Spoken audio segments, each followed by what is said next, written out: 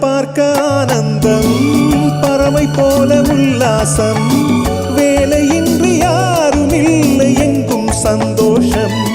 வெறும் பேச்சில் வெற்றி கூட்டம் ஏதுமில்லை இந்த ஊரில்.